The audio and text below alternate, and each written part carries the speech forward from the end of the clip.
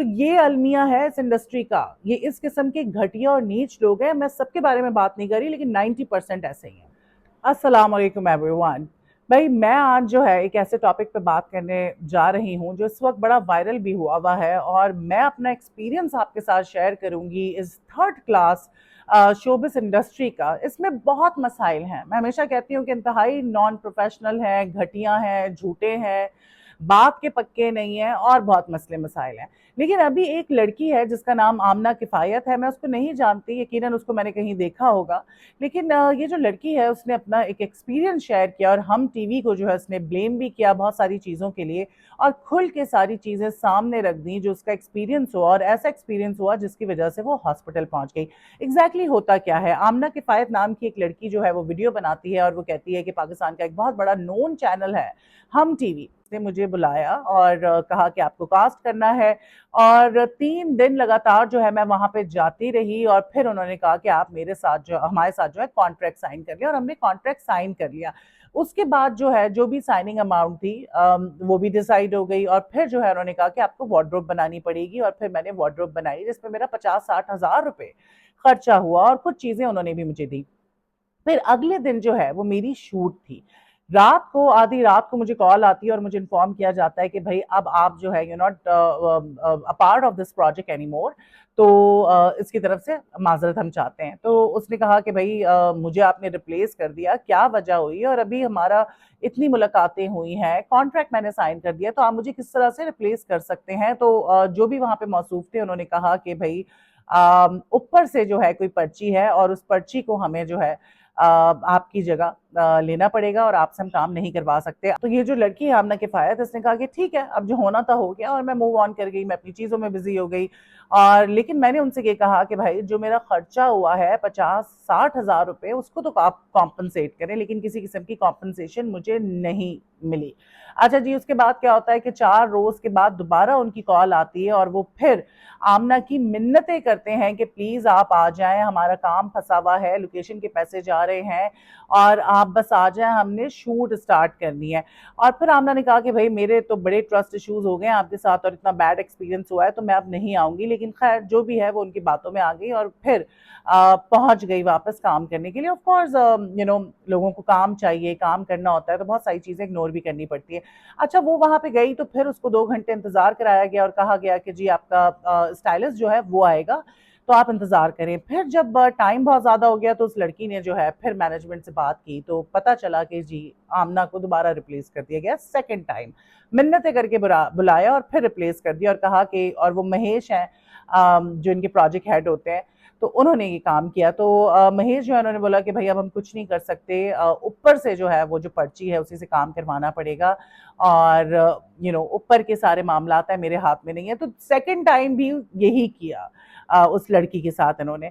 फिर जो है इसका कहना था कि जब सेकंड टाइम मेरे साथ हुआ, तो मैं जो है फिर मुझे पैनिक अटैक हो गया, और मैं शदीद डिप्रेशन में चली गई, और मेरी तबीयत इतनी ख़राब हुई कि मुझे हॉस्पिटलाइज होना पड़ा। और फिर मैंने आके सोचा कि मैं मोमिना दुरैद, मोमिना दुरैद बेसिकली जो सुल्ताना सिद्दीकी हैं हम टीवी के ओनर, अच्छा काफ़ी साल पहले, 7-8 साल पहले, इन लोगों ने अपने चैनल के शेयर्स जो है किसी और को भी दे दिए थे। सो अब ये सिर्फ अकेले ओनर नहीं है हम टीवी के, बल्कि इनका कोई और भी पार्टनर है। मोमिना दुरैद जो बहू है सुल्ताना सिद्दीकी की, उनको इन्होंने कॉल की, राब्ता करने की कोशिश की, लेकिन मोमिना दुरैद ने किसी किस्म का रिस्पॉन्स नहीं दिया। और आमना ये चाहती थी कि उनको इंसाफ मिले, कि उनके पैसे ज़ाया हुए हैं, उनको इतनी तकलीफ से गुजरना पड़ा। उन्होंने मोमिना को अपने बिल्स भेजे, बताया कि मैं हॉस्पिटलाइज हुई हूँ, लेकिन मोमिना दुरैद ने किसी किस्म की कॉल बैक दोबारा नहीं की, और उसी वजह से फिर इस लड़की ने ये वीडियो बनाई, और कहा कि मैं लीगल नोटिस भी लूंगी, और हमारी गवर्नमेंट को भी इसके हवाले से कुछ करना चाहिए। अच्छा, प्रोड्यूसर्स जो है ना, उन्होंने तो अपना किया हुआ है बंदोबस्त। वो जो है ना, कोई भी अगर ऐसी चीज होती है, आर्टिस्ट उनको तंग करता है, एसोसिएशन उन्होंने बनाई हुई है, तो फौरन उस आर्टिस्ट को मिलके सारे बैन कर देते हैं, उसके खिलाफ एक्शन लेते हैं। लेकिन आर्टिस्ट के साथ जितनी कुत्ते वाली कर लो, आर्टिस्ट का कोई पुरसाने हाल नहीं है, उसको कोई पूछने वाला नहीं है। अच्छा, तो ये सारा कुछ हुआ आमना के साथ। अब मैं आपको बताती हूँ कि एग्जैक्टली मेरे साथ क्या हुआ था। बहुत सी बार हुआ है। मैं एक प्रोजेक्ट कर रही थी, मैं 3 प्रोजेक्ट करवा रही थी उस वक्त। A&B प्रोडक्शन होता था बाबर जावेद का। सो ऑलरेडी मैं 3 प्रोजेक्ट कर रही थी, तो मुझे एक चौथे प्रोजेक्ट के लिए कॉल आती है। मेरे पास टाइम नहीं था, मेरे पास एक बहुत अच्छा प्रोजेक्ट आ रहा था, तो मैंने कहा कि यार टाइम तो है नहीं, लेकिन मेरी मिन्नतें की गई और कहा गया कि प्लीज कर लें। मैं उस प्रोजेक्ट पे चली गई। अब मैं इस प्रोजेक्ट पे गई हूँ, एक दिन काम हो गया, गालिबन दूसरे दिन भी काम हो गया, और फिर उसके बाद मुझे कहा गया कि यार आप जो है ना इस प्रोजेक्ट से आपको रिप्लेस कर रहे हैं।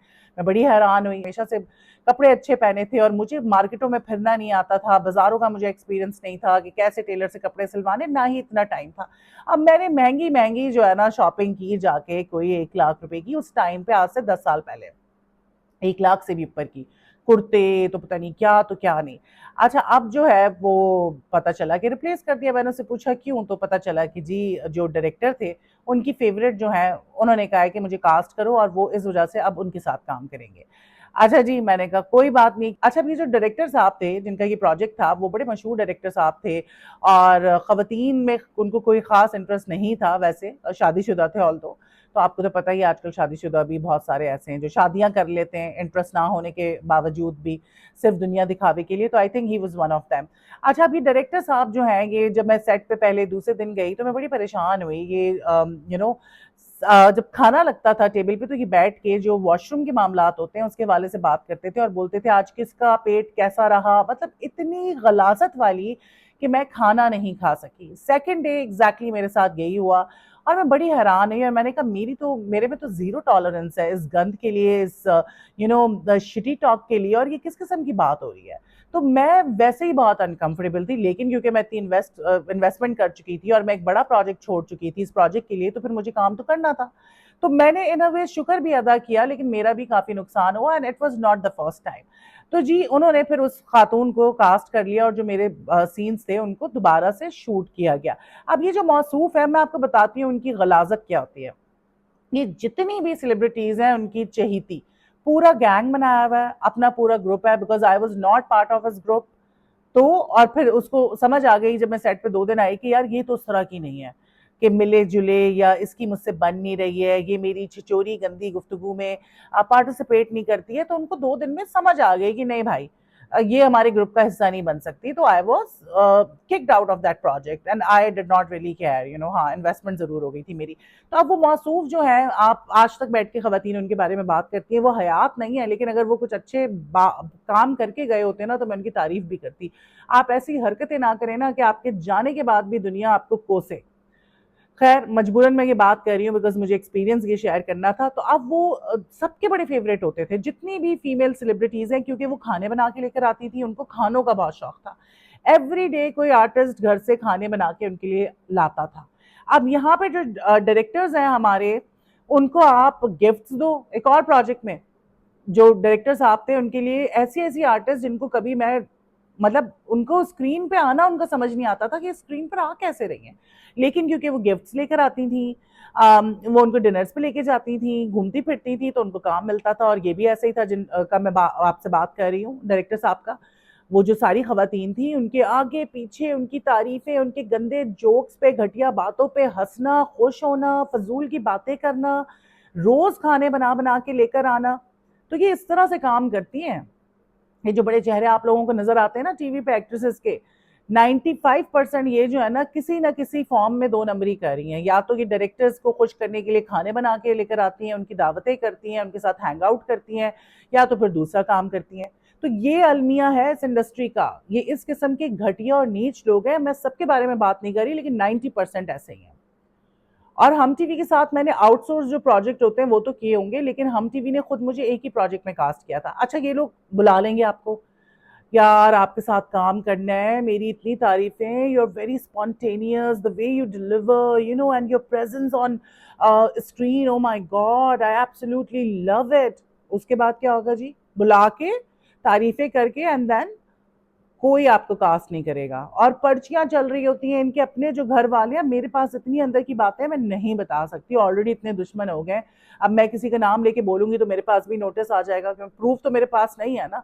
तो इनके अपने घर के मर्द जो है ना, वो अपनी गर्लफ्रेंड्स को जिनके साथ ये हैंग आउट कर रहे होते हैं, उनको जो है कास्ट करवाते हैं। एक इन्होंने रखा हुआ होता है प्रोडक्शन का मैनेजर, और उसको कहते हैं यार इसको कास्ट करना है, इसको कहीं एडजस्ट करें, और इसी वजह से जो है, जो बेचारी मेहनत कर कर आती है आगे और काम करना चाहती है, उसको रिप्लेस कर दिया जाता है। ये एक कड़वी हकीकत है, यही एक सच है।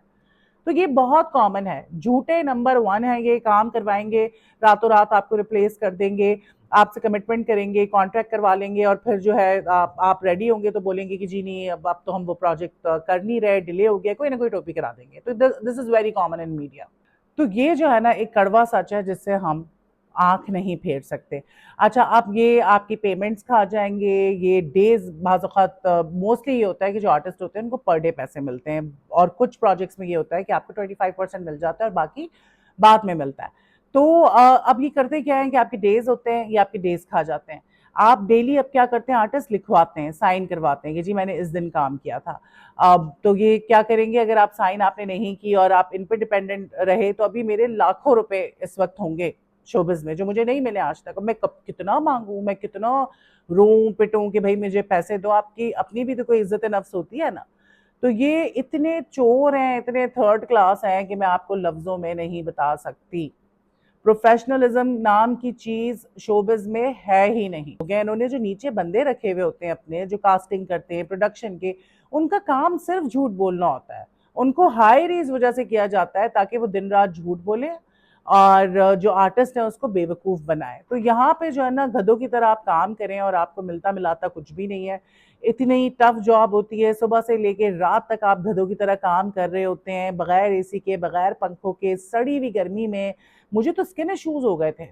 सो इस लड़की ने जो बातें की हैं वो 100 आने दुरुस्त हैं, और कोई भी ये डिजर्व नहीं करता कि आप उसके साथ कमिटमेंट करके इस तरह से करें। लेकिन मसला ये है कि जो कॉन्ट्रैक्ट की बात हो रही है तो ये यकतरफा कॉन्ट्रैक्ट होता है और इस कॉन्ट्रैक्ट की किसी किस्म की कोई वैल्यू नहीं होती।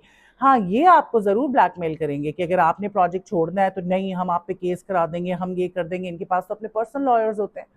लेकिन आपके साथ अगर कुछ होगा तो आपको ना ही कॉम्पनसेशन मिलेगी, ना ही आपको कोई पूछने वाला होगा, ना ही आपको आपकी कोई सुनने वाला होगा। तो ये एक डार्क रियलिटी है शोबिस की, और कोई भी ये डिजर्व नहीं करता कि उसके साथ ऐसा हो। What do you think about this? Do let me know in the comment section.